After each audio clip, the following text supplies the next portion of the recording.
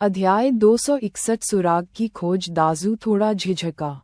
उसे बेचने से कम दवा के पैसे तो वापस मिल सकते थे। गौजी ने आगे कहा, ये लड़की कोमल और सुंदर है, उसे निश्चित रूप से अच्छी कीमत मिलेगी। ऐसा नहीं है कि उन्होंने पहले ऐसा कुछ नहीं किया था, दाजू ने चिंतित होकर कहा, लेकिन ये लड़की सामान्य है। अतीत में उन्होंने 2 या 3 बेचे थे, लेकिन उनमें मानसिक समस्याएं थीं। आपको किससे डर है? गौजी ने कहा, मैं यहाँ सिर्फ बात कर रहा हूँ। क्या हमने वास्तव में उसे नहीं बेचा है? क्या हम बेचते हैं या नहीं? क्या ये सब हैयांग की राय पर निर्भर नहीं करता है? उद्धरण चिन्ह। ये कहने के बाद उसने जू हैयांग की ओर देखा। उसके अपनी राय व्यक्त करने की प्रतीक्षा कर रहा था। जू हैयांग ने अपनी ठुड्डी पर हाथ फेरा और सोचा, अगर वह व्यवहार नहीं करती और आज्ञा नहीं मानती, तो उसे बेच दो, हमें परेशानी से बचाता है। हालांकि वे शब्द शेन मियामियान को डराने के लिए थे, लेकिन वे उसके वास्तविक विचारों को भी दर्शाते थे।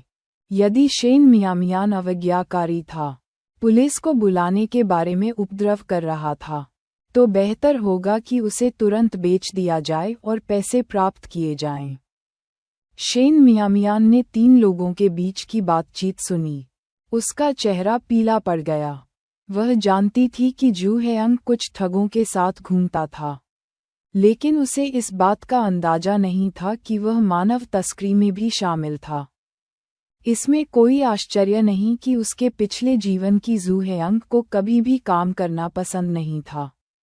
फिर भी ऐसा लगता था कि उसके हाथ में हमेशा जुए के पैसे होते थे।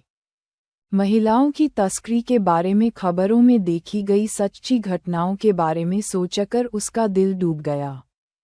इस बार उसके हाथ और पैर कसकर बांध दिए गए थे, और उसका मुंह इतनी मजबूती से बंद कर दिया गया था कि वह आवाज नहीं कर सकती थी।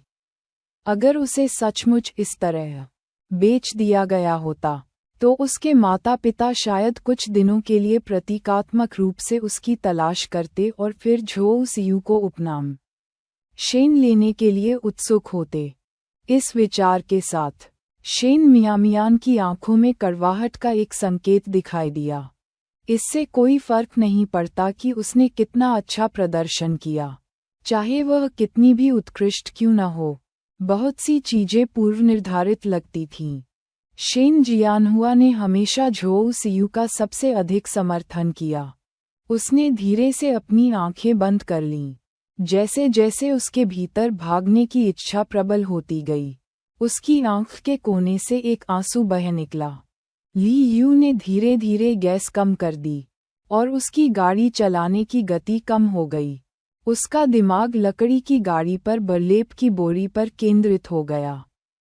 जितना अधिक उसने इसके बारे में सोचा, उतना ही अधिक उसे यकीन हो गया कि इसमें एक व्यक्ति है। अंत में उसने एक्सीलेटर को जोर से दबाया और हे नान की निर्दयी नज़र को देखने के लिए अपना सिर घुमाया। लेकिन उन्होंने ज्यादा परवाह नहीं की और कहा, भाई नान, मुझे ऐसा क्यों लग रहा है कि हमने अभी उस लकड़ी की गाड़ी पर जो बरलेप बोरी देखी थी, उसके अंदर एक व्यक्ति था। उद्धरण चिन्ह। ये जानते हुए कि हे नान अपनी आंखें बंद करके आराम कर रहा था और उसने लकड़ी की गाड़ी पर ध्यान नहीं दिया था, ली यू ने विश्लेषण करने से पहले दृश्य का संक्षेप में वर्णन किया। इसके बारे में सोचो। सुबह सुबह सोने के बजाय 3 वयस्क आदमी एक बोरी को सड़क पर खींच रहे हैं। ऐसा लग रहा है कि इसमें कोई व्यक्ति है। क्या यह अजीब नहीं है? उद्धरण चिन्ह। अगर यह अंदर कोई व्यक्ति नहीं था, तो सब ठीक था, लेकिन अगर यह होता तो क्या होता? ये सोचकर कि शायद जान जोखिम में होगी, उसने पलट कर देखना चाहा। हे नान की भौहें थोड़ी सी सिकुड़ गईं। फिर आप किसका इंतजार कर रहे हैं? उद्धरण चिन्ह। ये सुनकर ली यू को खुशी महसूस हुई। उसने कार घुमाई और कहा, भाई नान, कसकर पकड़ो। कार बहुत दूर नहीं गई थी कि सड़क के एक मोड़ पर पहुंच गई। ली यू ने ब्रेक मारा और फिर से अनिश्चित हो गई। उन्होंने नान ने सड़क पर नजर डाली और कहा, बाईं ओर मुड़ें। ये सुनकर ली यू ने बिल्कुल भी संकोच नहीं किया। स्टीयरिंग व्हील घुमाया और बाईं ओर चला गया। सड़क संकरी थी, बमुश्किल एक कार के लायक चौड़ी थी। ली यू को गुप्त रूप से अपने ड्राइविंग कौशल पर गर्व था। यदि यह कोई इतना कुशल व्यक्ति नहीं होता तो वे अन्य लोगों की फसलों को नुकसान पहुंचा चुके होते। थोड़ी देर बाद जब वे दूसरे चौराहे पर पहुंचे और सड़क और भी संकरी हो गई, तो वे एक ग्रामीण रास्ते पर थे जहां से एक कार मुश्किल से गुजर सकती थी। अध्याय 262 बचाव नानगे। अब हम क्या करें? उद्धरण चिन्ह। ली यू ने हे नान की ओर देखा। कार से बाहर निकलो। हे नान ने धक्का देकर कार का दरवाज़ा खोला और बाहर निकला। जमीन की ओर देखा और सीधे दाईं ओर छोटे रास्ते की ओर चला गया। ली यू ने जल्दी से इसका अनुसरण किया। उसने सड़क पर अलग अलग खड्डों को देखा था, जो संभवतः उस लकड़ी की गाड़ी द्वारा छोड़े गए थे। वे तीनों पैदल थे और गाड़ी चला रहे थे, इसलिए वे पास ही होंगे। हे नान को भी स्पष्ट रूप से इसका एहसास हो गया था, और उन दोनों ने बिना कुछ कहे अपनी गति तेज कर दी। एक गांव से गुजरने के बाद उन्होंने वास्तव में 3 आकृतियों को आगे चलते देखा। धिक्कार है, शहर के वे 2 लोग हमारा पीछा कर रहे हैं, जू हेयंग ने किसी कारण से असहज महसूस करते हुए बुदबुदाया। जब उसने पीछे मुड़कर देखा तो देखा कि पहले से आए 2 नगरवासी वास्तव में उनका पीछा कर रहे थे। ये सुनकर शेन मियामियान का दिल खुशी से उछल पड़ा, लेकिन इससे पहले कि वह मुस्कुरा पाती, दाजू ने अपने हाथ के तेज प्रहार से उसे नीचे गिरा दिया। गौजी घबरा गया और लकड़ी की गाड़ी लेकर भागने लगा। जू हेयंग ने भी इसका अनुसरण किया, लेकिन दाजू ने कहा, तुम आगे एक गांव में छिप जाओ, मैं उन्हें रोक दूंगा। सावधान रहें। जू हेयंग ने बिना रुके दौड़ते हुए उसके कंधे पर हाथ रखा। जब तक वे 2 शहर के लोग उन्हें पकड़ नहीं लेते और यह नहीं जान लेते कि अंदर क्या है, दाजू ठीक रहेगा। सबसे बुरी स्थिति में उसे मार पड़ेगी। तीनों ने एक ही बात सोची। उन्होंने इस बात पर भरोसा नहीं किया था कि दोनों व्यक्ति प्रशिक्षित लड़ाके थे। उन्होंने तुरंत विशाल दाजू पर काबू पा लिया और कुछ ही समय में उन्हें पकड़ लिया। चूंकि वे पकड़े गए थे, जू हेयंग और गौजी ने भागना बंद कर दिया और शांत हो गए। आप हमारा पीछा क्यों कर रहे हैं? उन्होंने शांत भाव से पूछा। ली यू ने जवाब दिया, तुम क्यों भाग रहे हो? ये स्पष्ट था कि उनका विवेक दोषी था। अगर हम चाहते हैं तो हम दौड़ते हैं, गौजी ने निडरता से कहा। इन शहरी लोगों से नाराज होकर जो शहर में नहीं रुकते और ग्रामीण मामलों में हस्तक्षेप करते हैं। ली यू ने कूल्हों पर हाथ रखकर ठुड्डी से गाड़ी में रखे बोरे की ओर इशारा करते हुए कहा, बोरे में क्या है? उद्धरण चिन्ह। भेड़। जू हेयंग ने बोरी को थपथपाते हुए उत्तर दिया, एक मोटी भेड़। किस प्रकार की भेड़ इतनी बड़ी होती है कि उसमें एक व्यक्ति भी हो सकता है? ली यू को स्पष्ट रूप से उस पर विश्वास नहीं हुआ। गौजी ने कहा, हमने कहा कि यह एक मोटी भेड़ है। आप शहर के लोग शायद नहीं जानते। वह नान शब्द बर्बाद नहीं करना चाहता था। उसने बेरुखी से आदेश दिया, बोरी खोलो। गौजी और जू हेयंग चौंककर उछल पड़े। उनका ध्यान ली यू के बोलने पर केंद्रित था और उन्होंने हे नान पर ज्यादा ध्यान नहीं दिया था। अब जब वह बोला तो उन्हें एहसास हुआ कि यह आदमी बातूनी से ज्यादा डराने वाला था। इससे उनकी रीढ़ में ठंडक आ गई। उन्होंने पहले ही 2 व्यक्तियों की लड़ने की क्षमता देख ली थी और जानते थे कि वे लड़ाई में जीत नहीं सकते। दाजू अभी भी जमीन पर पड़ा हुआ था, जाहिरा तौर पर बेहोश हो गया था।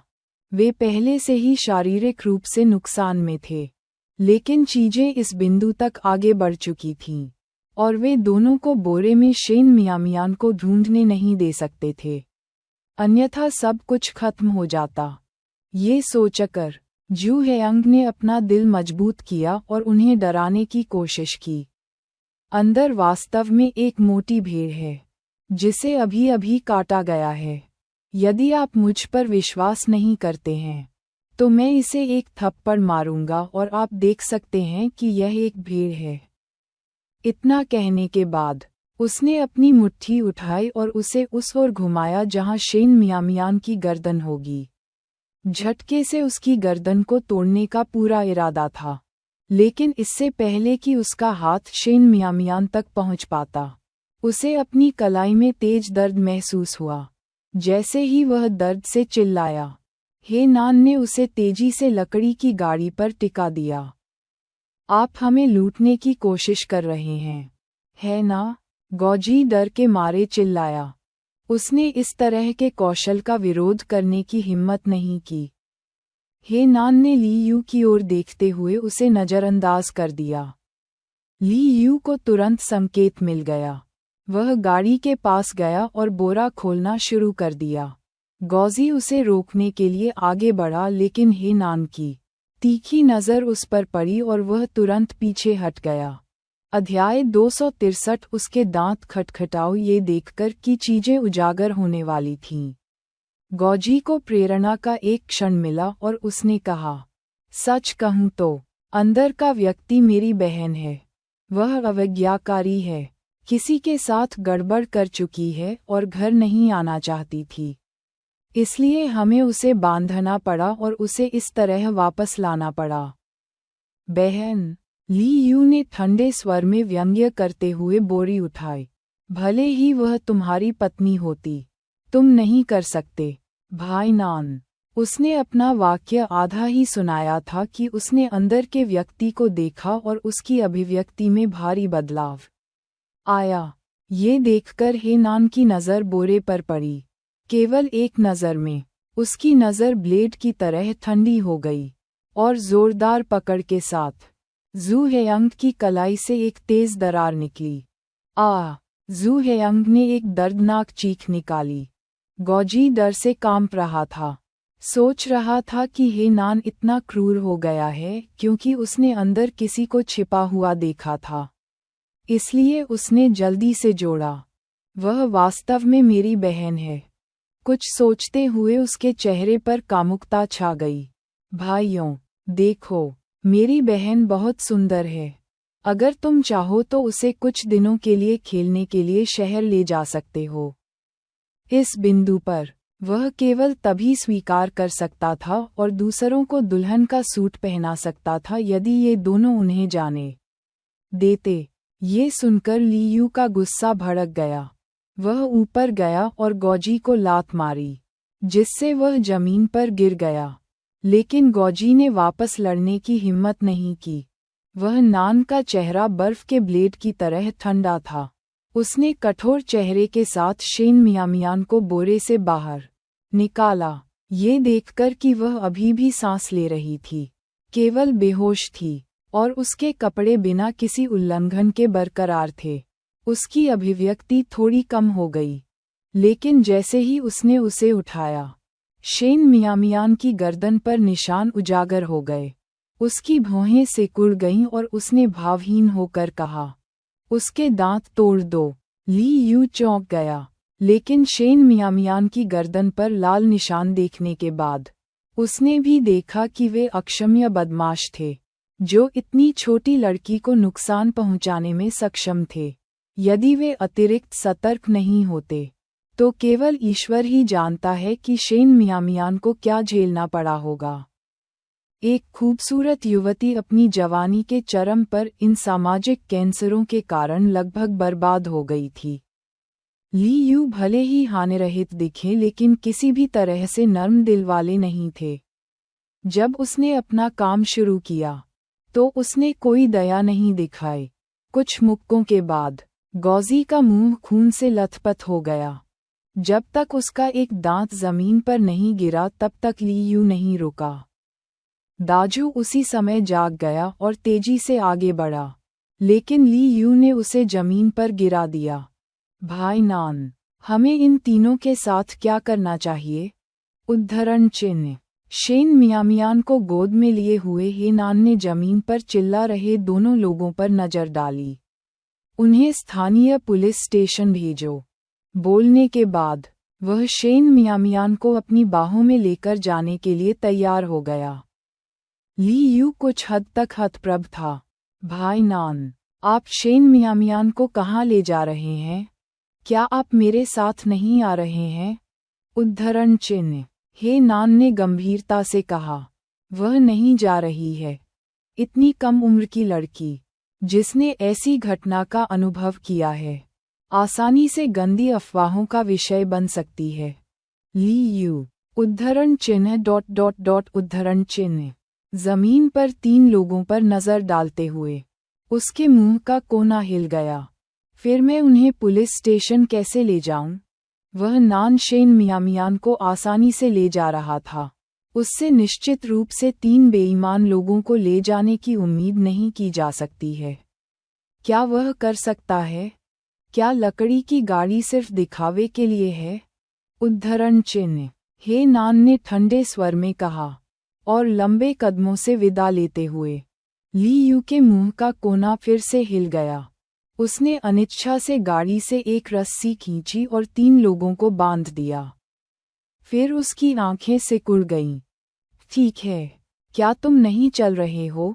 क्या तुम मेरे ले जाने का इंतजार कर रहे हो? उद्धरण चिन्ह। जू हेयंग और गौजी बुरी तरह से पीटे जाने के बाद इतने भयभीत थे कि वे गाड़ी पर चढ़ते समय दर्द सहते हुए कांपने लगे। ये देखकर दाजू ने भी उसका अनुसरण किया। अध्याय 264। वे तीनों ली यू को बिल्कुल भी नहीं हरा सके। प्रतिरोध करने से उन्हें और अधिक बेरहमी से पीटा जाएगा। इसलिए पुलिस स्टेशन जाना और कम शारीरिक शोषण सहना बेहतर होगा, और हो सकता है कि वे अपने लिए एक डॉक्टर भी बुला सकें। तीनों को आज्ञाकारी रूप से गाड़ी में चढ़ते और लेटते देखकर ली यू ने लकड़ी की गाड़ी खींच ली। वह इस क्षेत्र से बहुत परिचित नहीं था और उसे दजू से पूछना पड़ा कि पुलिस स्टेशन कहाँ है। फैशनेबल पोशाक पहने लकड़ी की गाड़ी खींचते हुए एक शहरवासी ने गांव और कस्बे से गुजरते समय बहुत ध्यान आकर्षित किया।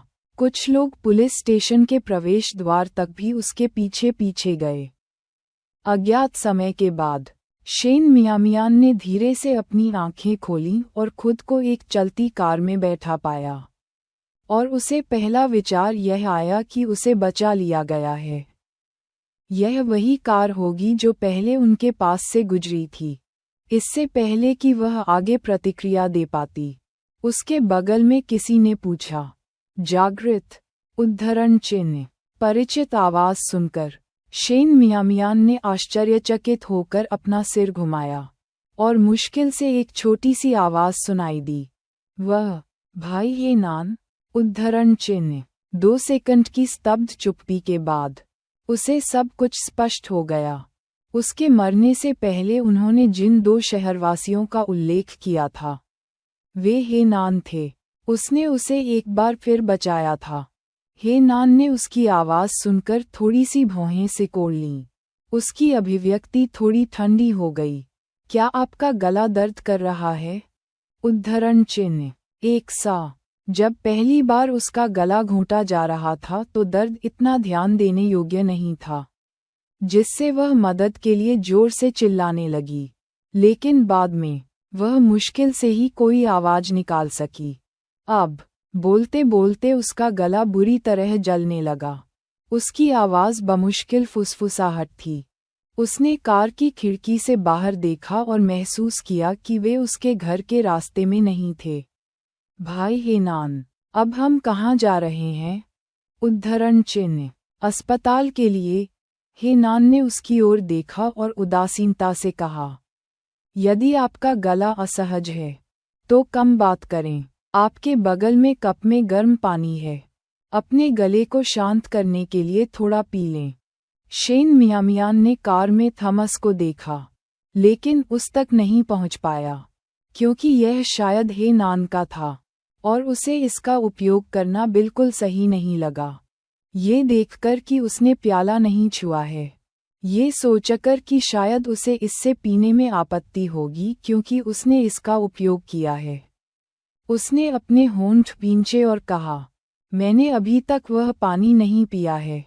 गलतफहमी का एहसास होने पर शेन मियामियान का चेहरा थोड़ा लाल हो गया क्योंकि उसने कप लिया और उसमें से चुस्की ली। उसके गले की जलन कुछ कम हुई जैसे जैसे वह धीरे धीरे अधिक सतर्क हो गई। उसने कार के इंटीरियर के चारों ओर देखा और महसूस किया कि यह हे नान की कार नहीं थी। साथ ही पहले जू हेयांग ने उल्लेख किया था कि शहर के 2 लोगों ने उनका पीछा किया था। तो दूसरा कहाँ था और जू हेयांग और अन्य 2 का क्या हुआ? ईमानदारी से कहूँ तो इतने अच्छे अवसर के साथ शेन मियामियान वास्तव में उन तीनों को जेल भेजना चाहता था जब तक वे बाहर निकले, भले ही उनके मन में अभी भी उससे बदला लेने का विचार हो। वह अब और नहीं डरेगी। हे नान ने उसकी ओर देखा।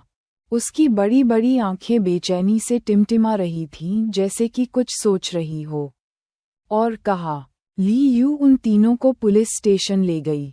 वे कुछ वर्षों तक बाहर नहीं रहेंगे। उनके शब्दों पर शेन मियामियान की आंखें तुरंत चमक उठीं और उसकी निगाहों में प्रशंसा का एक संकेत दिखाई दिया। भाई ये नान सचमुच बहुत चतुर था। उसने एक शब्द भी नहीं कहा था, फिर भी वह जानता था कि वह क्या सोच रही थी। अब हालांकि उसे कुछ परीक्षणों का सामना करना पड़ा था, लेकिन ये भेष में एक आशीर्वाद साबित हुआ और जियाओकुई को जू हेयांग से शादी नहीं करनी पड़ी। उसने उम्मीद नहीं की थी कि जियाओकुई का जीवन इस तरह बदल जाएगा। वास्तव में जब वह बरलेप बोरी में थी तो एक क्षणभंगुर क्षण भी था जब उसे पहली बार में हस्तक्षेप करने पर पछतावा हुआ। आखिरकार वह कोई संत या जीवित बुद्ध नहीं थी और उसका अपना स्वार्थी पक्ष भी था, लेकिन वह विचार क्षणिक था। अध्याय 265 उसके गले में दर्द है। हे नान शेन मियामियान को साथ लेकर सीधे शहर के एक अस्पताल में चला गया। उसके पुनर्जन्म से पहले शहर के अस्पताल में मुश्किल से ही कोई मरीज था क्योंकि यहाँ चिकित्सा उपकरण बहुत खराब थे और हर कोई शहर में बच्चे को जन्म देने के लिए तैयार नहीं था। इस युग में जो लोग शहर में बच्चे को जन्म देने का खर्च उठा सकते थे, वे ज्यादातर बेहतर वित्तीय स्थिति वाले परिवारों से थे। दूसरों के घर प्रसव के लिए दाएं आती थी। खराब स्वच्छता स्थितियों और बिल्कुल भी सुरक्षा की कोई गारंटी नहीं होने के बावजूद प्रसव के दौरान जटिलताएं उत्पन्न होने पर अस्पताल में स्थानांतरण में देरी करके कई लोगों ने जीवित रहने का अपना सबसे अच्छा मौका गंवा दिया। परिणामस्वरूप इस युग में कई महिलाओं की प्रसव संबंधी जटिलताओं से मृत्यु हो गई। शेन मियामियान ने एक बच्चे की तरह हे नान का अनुसरण किया, पंजीकरण कराया और अस्पताल में लाइन में इंतजार किया, जब तक कि आखिरकार उसकी बारी नहीं आ गई। डॉक्टर लगभग 50 वर्ष का एक व्यक्ति था, जिसने निकट दृष्टि दोष के लिए काले फ्रेम वाला चश्मा पहन रखा था। जब उन्होंने शेन मियामियान को प्रवेश करते देखा, तो उन्होंने अपना चश्मा ठीक किया, मेडिकल रिकॉर्ड पर नज़र डाली और पूछा, असुविधा क्या है? उद्धरण चिन्ह। इससे पहले कि शेन मियामियान बोल पाता, हे नान ने कहा। उसकी गर्दन दबा दी गई थी। उसके गले में खराश है और बोलने में कठिनाई हो रही है। डॉक्टर ने हे नान की ओर देखने के लिए अपनी पलकें उठाईं। फिर शेन मियामियान की ओर देखा। मुझे सुनने के लिए कुछ कहो। हे नान ने थोड़ा भौहें चढ़ाईं। उसका गला खराब है। जैसे ही उसने बोलना समाप्त किया, डॉक्टर नाराज हो गया। क्या मैं डॉक्टर हूँ या आप हैं? जब आप ऐसा करेंगे तो मुझे मरीज की जांच कैसे करनी चाहिए? यदि आपके पास और कुछ नहीं है, तो बाहर प्रतीक्षा करें। वह नान उद्धरण चिन्ह ... उद्धरण चिन्ह उसने अपने होंठ भींच लिए और चुप रहा। नहीं गया, लेकिन उनके आसपास का तापमान थोड़ा कम होता दिख रहा था। शेन मियामियान उद्धरण चिन्ह ... उद्धरण चिन्ह। एक डॉक्टर होना निश्चित रूप से अद्भुत है। भाई का सामना करने का साहस करना।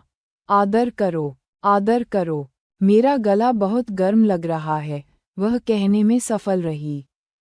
डॉक्टर ने हे नान की ओर देखा, फिर कहा, ठीक है, अगर आपका गला खराब है तो कम बोलें।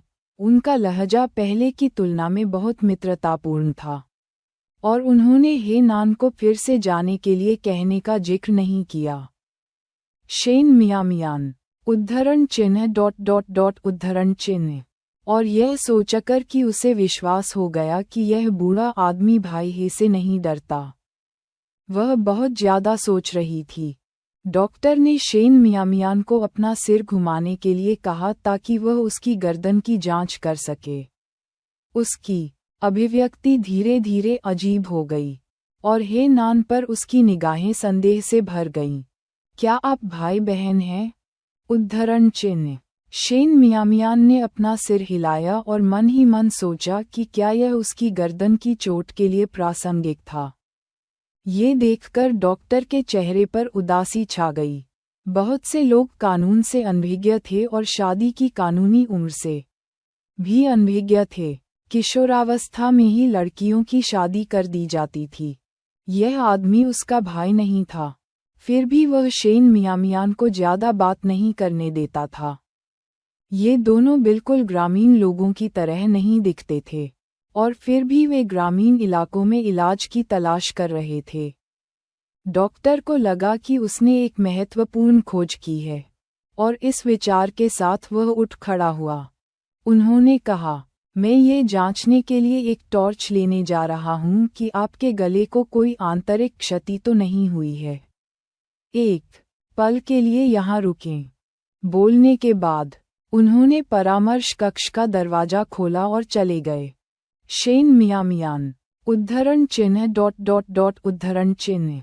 उसे ऐसा क्यों लगा कि डॉक्टर का व्यवहार खराब था? 7 या 8 मिनट तक इंतजार करने के बाद, जब 3 या 4 और लोग पहले से ही बाहर कतार में खड़े थे, शेन मियामियान को जिस बात ने आश्चर्यचकित किया वह सिर्फ डॉक्टर की वापसी नहीं थी, बल्कि 2 पुलिस अधिकारियों का आगमन भी था। शेन मियामियान उद्धरण चिन्ह ... उद्धरण चिन्ह। उसने हे नान की ओर खाली चेहरे से देखा, फिर भी ऐसा लग रहा था जैसे उसे इसका अनुमान था। वह उदासीन रहा। अधिकारी, ये वही लोग हैं जिनके बारे में मैं बात कर रहा था। मुझे संदेह है कि वह मानव तस्करी में शामिल है और उसने पीड़िता के साथ मारपीट की है। वह जांच के दौरान पीड़िता को बोलने से रोकता रहा। डॉक्टर ने शेन मियामियान की गर्दन पर निशान की ओर इशारा करते हुए कहा, गला घोंटने का निशान सबूत है। अगर थोड़ा और बल लगाया जाता तो उसकी गला दबाकर हत्या की जा सकती थी। जोड़ों के बीच सामान्य झगड़े के कारण गर्दन का गला घोंटना नहीं होता है। क्या ऐसा होता है? उद्धरण चिन्ह।